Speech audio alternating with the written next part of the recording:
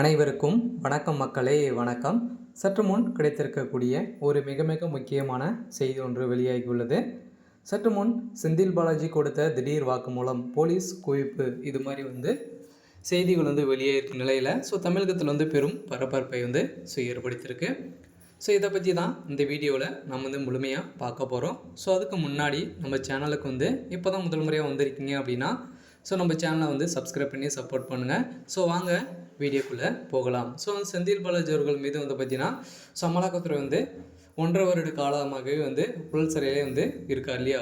இந்த நிலையில் செந்தில் பாலாஜி அவர்கள் பார்த்தீங்கன்னா திடீர் வாக்குமூலம் கொடுக்க போகிறதாக ஒரு செய்திகள் வெளியாகிருக்கும் நிலையில் தான் திமுகவை சேர்ந்த அமைச்சர்கள் திமுக தலைமையகமே பெரும் அதிர்ச்சிகள் இருந்துச்சு இல்லையா.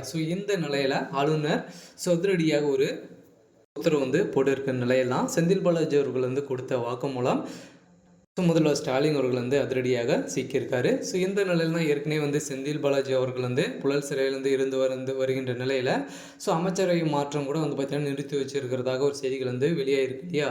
இருந்தாலும் செந்தில் பாலாஜி அவர்கள் தான் திமுகவுடைய தலைமையகத்துக்கு ஒரு முக்கிய புள்ளியாக இருந்து வருகின்ற நிலையில் இருந்தாலும் செந்தில் பாலாஜி அவர்கள் கொடுத்த வாக்குமூலத்தால் முதல்வர் ஸ்டாலின் அவர்கள் வசமாக சிக்கியிருக்காரு. உதயநிதி ஸ்டாலின் அவர்களுக்கும் செந்தில் பாலாஜி அவர்களுக்கும் நிறைய தொடர்பு இருக்குது. இதனால் பார்த்திங்கன்னா ஏற்கனவே செந்தில் பாலாஜி அவர்கள் கொடுத்த வாக்குமூலத்தால் எக்கச்சக்கமான புழக்கத்தில் இருக்கக்கூடிய பணங்களும் நிறைய அமைச்சர்களும் சிக்கியிருந்தாங்க இல்லையா. இந்த நிலையில் இப்போ ரீசெண்டாக முதல்வர் ஸ்டாலின் அவர்கள் வெளிநாடு பயணம் மேற்கொண்டு இருந்தார் இல்லையா. இந்த நிலையில் பார்த்திங்கன்னா ஒரு 4500 கோடி அவர் எடுத்துகிட்டு போனதாக செய்திகள் வெளியேறிச்சு இல்லையா. இந்த நிலையெல்லாம் செந்தில் பாலாஜி கொடுத்த வாக்குமூலத்தால் அதிரடியாக வசமாக முதல்வர் ஸ்டாலின் அவர்கள் சிக்கியிருக்காரு. இதை தொடர்ந்து திமுக சேர்ந்த அமைச்சர்களும் வசமாக சிக்கியிருக்கிற நிலையில் தான் தமிழகத்தில் பெரும் பரபரப்பை ஏற்படுத்தியிருக்கு.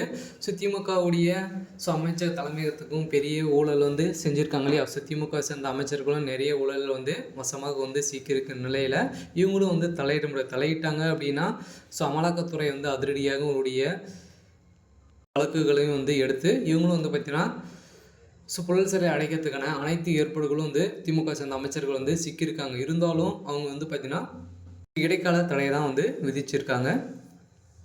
இருந்தாலும் செந்தில் பாலாஜி அவர்கள் பார்த்தீங்கன்னா கொடுத்த வாக்குமூலத்தால் சபரீசன் அதிரடியாக கைது செய்யப்பட்டிருக்காரு. அதனால் திமுக சேர்ந்த அமைச்சர்கள் சில அமைச்சர்களும் சிக்குவார்கள் அப்படின்ற மாதிரி தான் செய்திகள் வெளியாக இருக்குது. இருந்தாலும் எக்கச்சக்கமான பணப்புழக்கத்தில் இருக்கக்கூடிய கோபாலபுரத்தில் பார்த்திங்கன்னா நிறைய பணப்புழக்கம் இருக்கும் அப்படின்ற மாதிரி சொல்லியிருக்கிற நிலையில் தான் அவர் பார்த்திங்கன்னா சீக்கிரட்டான ஒரு லாட்ஜ் சொல்லியிருக்காரு. அதனால் பார்த்திங்கன்னா அமலாக்கத்துறை அதிரடியாக அவருடைய வழக்கை மீண்டும் மறு ஆய்வு செய்து அமைச்சர் செந்தில் பாலாஜி அவர்கள் விடுவிக்கிறதுக்கான அனைத்து ஏற்பாடுகளும் நடந்திருக்கு. இதனால் பார்த்திங்கன்னா வாக்குமூலம் கொடுத்துட்டார் இல்லையா, உண்மைகளை சொல்லிட்டாரு அப்படின்ற மாதிரி தான் சொல்லியிருக்காங்க. இருந்தாலும் செந்தில் பாலாஜியுடைய வழக்கில் மீண்டும் 58வது முறையாக ஒத்தி வச்சுருக்காங்க. இருந்தாலும் என்ன நடக்க போகுது அப்படின்றத நம்ம வெயிட் பண்ணி பார்க்கலாம். இது மாதிரி அரசியல் சார்ந்த நிகழ்வுகளை தெரிஞ்சுக்கணும் அப்படின்னா மறக்காமல் நம்மளுடைய சேனலை சப்ஸ்கிரைப் பண்ணி சப்போர்ட் பண்ணுங்கள். தேங்க்யூ.